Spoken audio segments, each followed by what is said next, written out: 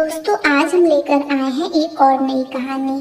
आप इस पूरी कहानी सुनने के लिए अभी वीडियो को लाइक करें, चैनल को सब्सक्राइब करें और नोटिफिकेशन बेल को दबाना न भूलें।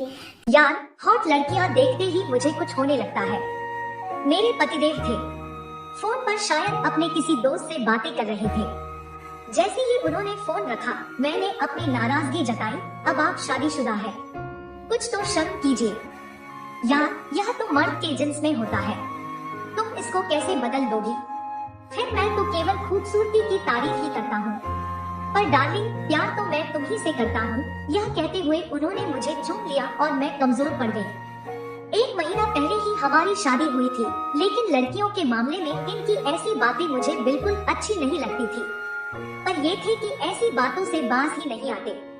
हर खूबसूरत लड़की के प्रति ये खिंच जाते हैं।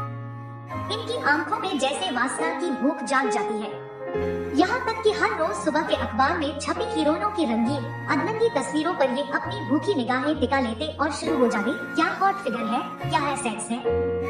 या आजकल लड़कियाँ ऐसे बदनुभारू कपड़े पहनती हैं, इतना ज्यादा एक्सपोज करती हैं कि आदमी बेकाबू हो जाए। कभी ये कहते, मुझे तो हरी मिर्च जैसी लड़कियाँ पसंद है, काटो तो मुँह सीसी करने लगे।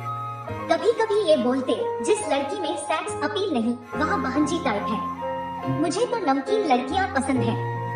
राह चलती लड़कियां देख कर ये कहते, क्या मस्त चीज है। कभी किसी लड़की को पटाखा कहते, तो कभी किसी को फुलझड़ी। आंखों ही आंखों में लड़कियों को नापते तोलते रहते।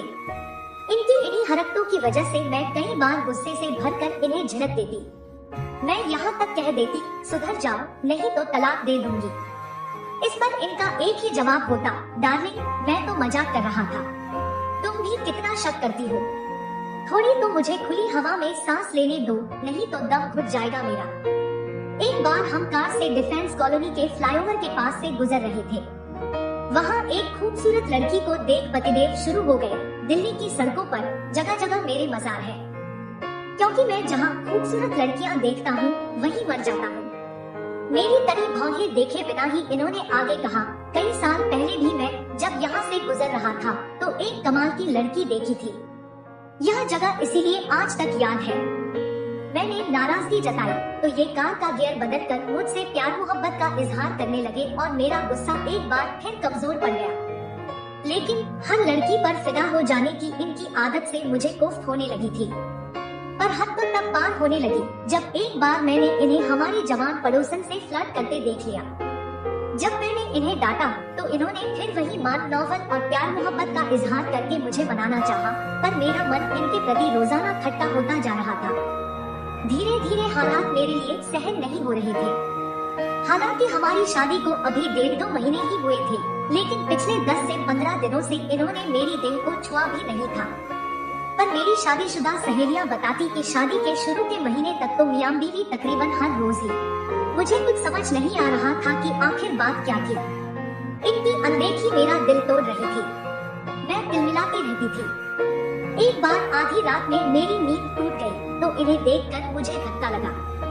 ये आईपैड पर पॉर्न साइट्स खोलकर बैठे थे और जब मैं यहाँ मौजूद हूँ तो तुम यह सब क्यों कर रही हो? क्या मुझ में कोई कमी है? क्या मैंने तुम्हें कभी न कहा है? मैंने दुखी होकर पूछा। सॉरी डार्लिंग, ऐसी बात नहीं है। क्या है कि मैं तुम्हें नींद में डिस्टर्ब नहीं करना चाहता था। एक टेलीविजन प्रोग्राम देखकर बेकाबू हो गया तो भीतर से इच्छा होने लगी, अगर मैं भी तुम्हारी तरह इंटरनेट पर पॉर्न साइट्स देखकर यह सब करूं तो तुम्हें कैसा लगेगा? अरे यार, तुम तो छोटी सी बात का बतंगड़ बना रही हो, ये बोले। लेकिन क्या यह बात इतनी छोटी सी थी? कभी कभी मैं आईने के सामने खड़ी होकर अपनी देह को हर कोण से देखती। आखिर क्या कमी थी मुझ में कि ये इधर उधर मुंह मारते फिरते थे? क्या मैं खूबसूरत नहीं थी? मैं अपने सोने से बदन को देखती, अपने हर कटाव और उभार को निहारती। ये तीखे नैन नक्श, यह छरहरी काया, ये उठे हुए उभार, केले के नए पत्ते सी यह चिकनी पीठ, डांसरों जैसी यह पतली काया, भंवर जैसी नाभि। इन सब के बावजूद मेरी यह जिंदगी किसी सूखे फव्वारे सी क्यों होती जा रही थी? एक रविवार को मैं घर का सामान खरीदने बाजार गई। तबीयत कुछ ठीक नहीं लग रही थी, इसलिए मैं जरा जल्दी घर लौट आई। घर का बाहरी दरवाजा खुला हुआ था। ड्राइंग रूम में घुसी तो सन्न रह गई। इन्होंने मेरी एक सहेली को अपनी गोद में बैठाया हुआ था। मुझे देखते ही ये घबरा कर सॉरी सॉरी करने लगे। मेरी आंखें गुस्से और बेइज्जती के आंसुओं से जलने लगी। मैं चीखना चाहती थी, चिल्लाना चाहती थी।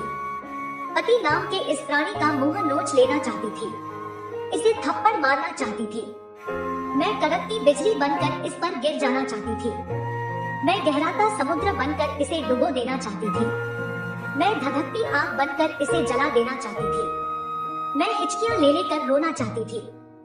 मैं पति नाम के इस जीव से बदला लेना चाहती थी। मुझे याद आया, अमेरिका के राष्ट्रपति रह चुके बिल क्लिंटन भी अपनी पत्नी हिलेरी क्लिंटन को धोखा देकर मोनिका लेविंस्की के साथ मौज मस्ती करते रहे थे, गुलछर्रे उड़ाते रहे थे। क्या सभी मर्द एक जैसे बेवफा होते हैं? क्या पत्नियां छले जाने के लिए ही बनी हैं? मैं सोचती। रील से निकल आया उलझा धागा बन गई थी मेरी जिंदगी। पति की ओछी हरकतों ने मेरे मन को छलनी कर दिया था। हालांकि इन्होंने इस घटना के लिए माफी भी मांगी थी, फिर मेरे भीतर सब्र का बांध टूट चुका था। मैं इनसे बदला लेना चाहती थी और ऐसे समय में राज मेरी जिंदगी में आया। राज पड़ोस में किराएदार था, 6 फुट का गोरा चिट्टा नौजवान। जब वह अपनी बाहें मोड़ता था तो उसके बाजू में मछलियां बनती थी। नहाकर जब मैं छत पर बाल सुखाने जाती तो वह मुझे ऐसी निगाहों से ताकता कि मेरे भीतर गुदगुदी होने लगती। धीरे धीरे हमारी बातचीत होने लगी। बातों ही बातों में पता चला कि राज प्रोफेशनल फोटोग्राफर था। आपका चेहरा बड़ा फोटोजेनिक है, मॉडलिंग क्यों नहीं करती है आप? राज मुझे देखकर मुस्कुराता हुआ कहता। शुरू में तो मुझे यह सब अटपटा लगता था, लेकिन देखते ही देखते मैंने खुद को इस नदी की धारा में बह जाने दिया। पति जब दफ्तर चले जाते तो मैं राज के साथ उसके स्टूडियो चली जाती।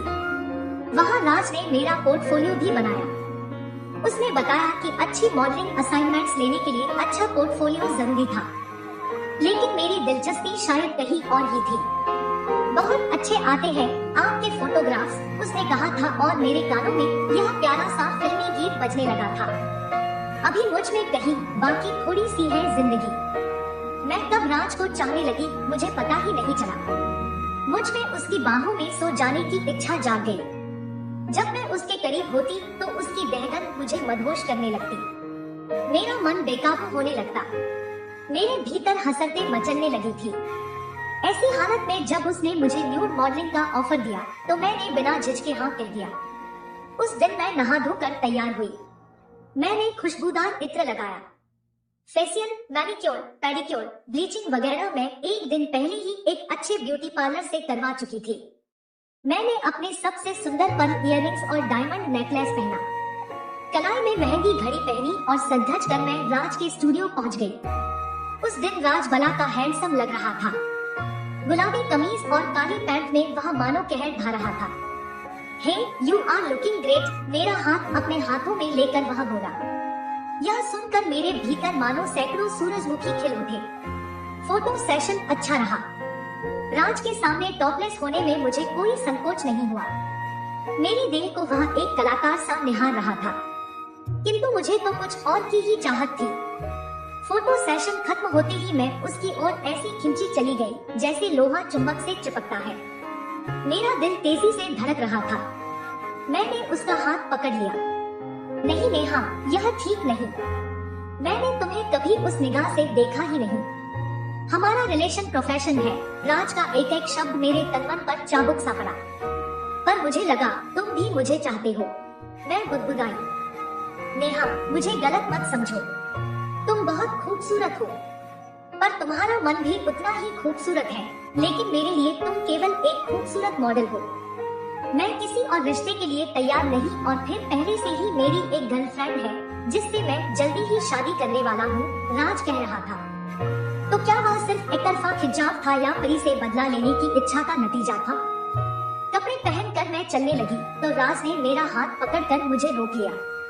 उसने स्टूडियो में रखे गुलदान में से एक पीला गुलाब निकाल लिया था। वह पीला गुलाब मेरे बालों में लगाते हुए बोला, नेहा, पीला गुलाब दोस्ती का प्रतीक होता है। हम अच्छे दोस्त बनकर रह सकते हैं। राज की यह बात सुनकर मैं सिहर उठी थी।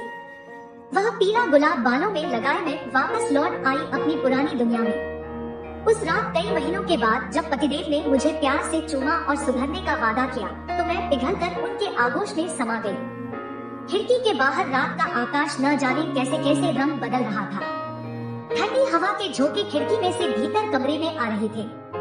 मेरी पूरी देह एक मीठे जोश से भरने लगी। पतिदेव प्यार से मेरा अंगम चूम रहे थे। मैं जैसे बहती हुई पहाड़ी नदी बन गई थी। एक मीठी गुदगुदी मुझ में सुख भर रही थी। फिर केवल खुमारी थी और उनकी छाती के बालों में उंगलियां फेरते हुए मैं कह रही थी, मुझे कभी धोखा मत देना। कमरे के कोने में एक मकड़ी अपना टूटा हुआ जाला फिर से बुन रही थी। इस घटना को बीते कई साल हो गए हैं। इस घटना के कुछ महीने बाद राज भी पड़ोस के किराए का मकान छोड़कर कहीं और चला गया। मैं राज से उस दिन के बाद फिर कभी नहीं मिली। लेकिन अब भी मैं जब कहीं पीला गुलाब देखती हूँ तो सिहर उठती हूँ। एक बार हिम्मत करके पीला गुलाब अपने जूड़े में लगाना चाहा था तो मेरे हाथ बुरी तरह कांपने लगे थे।